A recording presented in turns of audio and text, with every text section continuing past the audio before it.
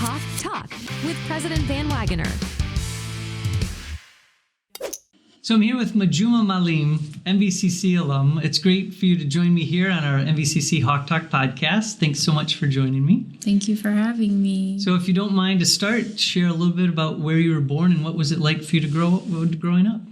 I was born in Kenya in a refugee camp. My mom was in the process of trying to get us to come to America. So you stay in a refugee camp, you go through various tests before, they're like, yeah, you've passed. Now we're going to get you situated to come to America. So we came to America. It was me and my three brothers and, my mom. How old were you at the time? I was 7 years old when I came to America. Yeah. And right directly to Utica? Actually, we landed in Buffalo, New York. Mm-hmm. We only stayed there for a little while, though. My mom wanted us to be closer to my dad's side of the family, so we moved to Texas. Amarillo. That didn't really last long because then we went to Omaha, Nebraska. We stayed there for a while. And then my mom wanted to come. She wanted to live near her sister, which was here, Utica, New York. And I've been here since 2008. Wow. My family and I moved from Omaha, Nebraska to Utica in 2007. So not quite the same journey you had by any means. My goodness. So you moved to Utica and went through the school system here. Mm-hmm. And then how did you find your way to MVCC?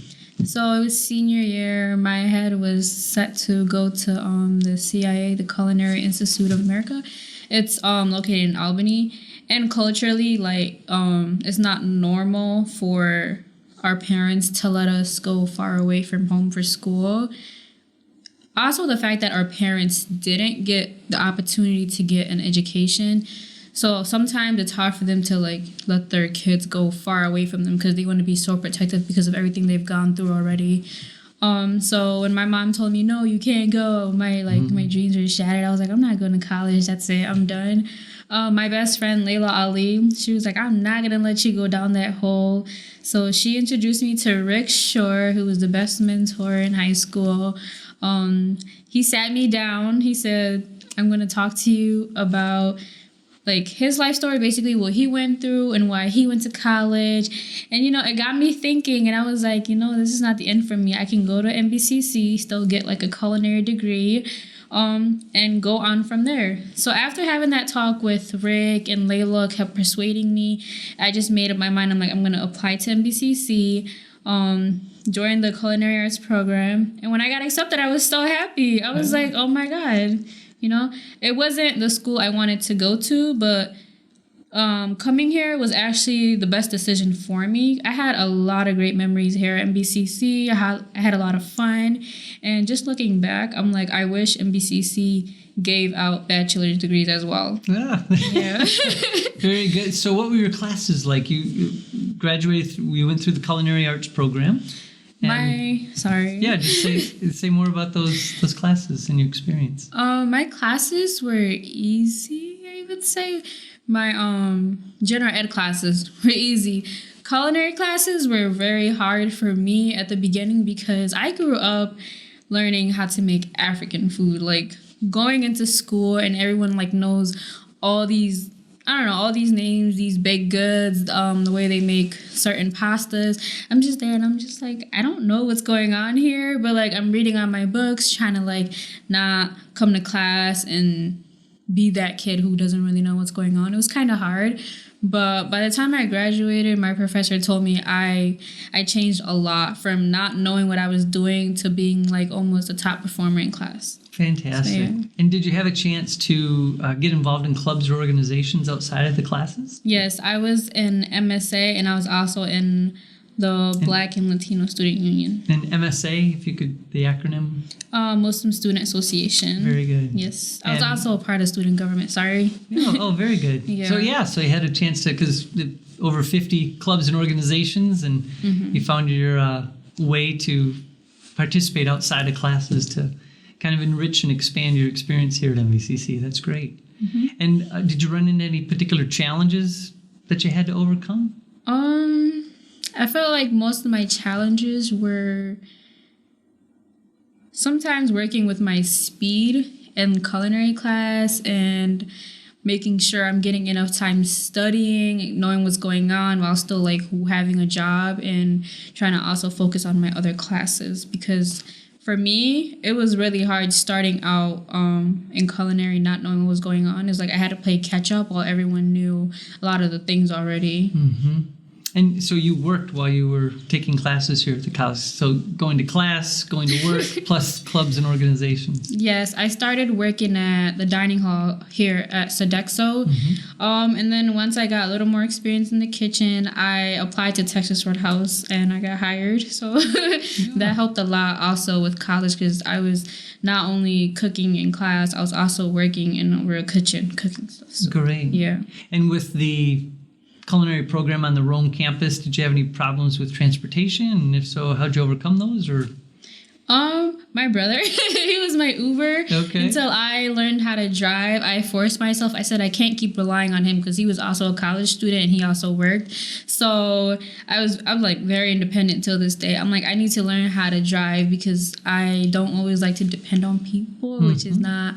I learned the hard way that I need to learn to be able to depend on people. But at that time, I was all like, I need to do this for myself. I got to do it by myself. I can't keep relying on people.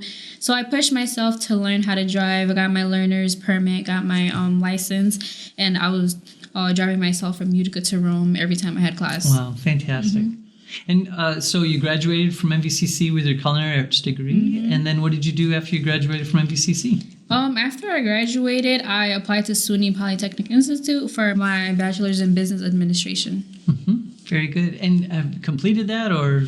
I will be graduating this May. It took a little while for me because I ended up taking a break because right after I got my associates, I jumped right into SUNY Poly thinking it was going to be easy, but these 4-year schools are not that easy. And a lot of the times professors don't spend as much time on students making sure they understand what's going on. So sometimes you're alone and sometimes you have that extra help. A little more independent sometimes at the 4-year level, sure. And so plans after graduate, you plan to graduate in the spring, and then do you know what's next for you after that? I'm going to go for my MBA. Fantastic. Yes. Great. So looking back on your time at MVCC, is there a particular memory that stands out, a memorable experience that you'd like to share?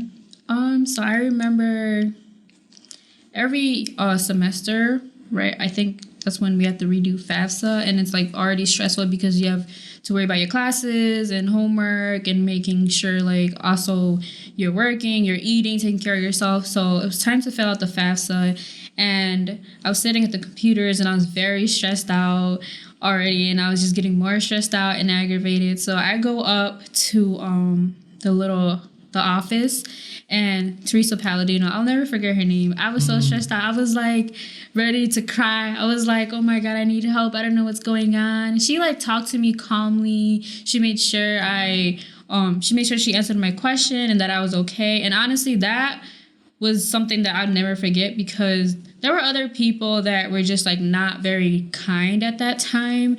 And it's like when I went to her, she made me feel better. She made me feel like I was being heard, and she made sure I was helped throughout the whole process. For your financial aid financial aid form there. Yes. Very stressful. Looking back on your time at MVCC, what would you say was your favorite part of attending MVCC? Just the culture. The school is very diverse. There's always events going on. So I really enjoyed that because coming from Proctor, it was diverse as well. So coming onto this campus and seeing that and them having all these events that included everyone, and there's so many clubs as well, that made me feel at home. I didn't feel uncomfortable at all, and I loved being here. Fantastic. Yeah.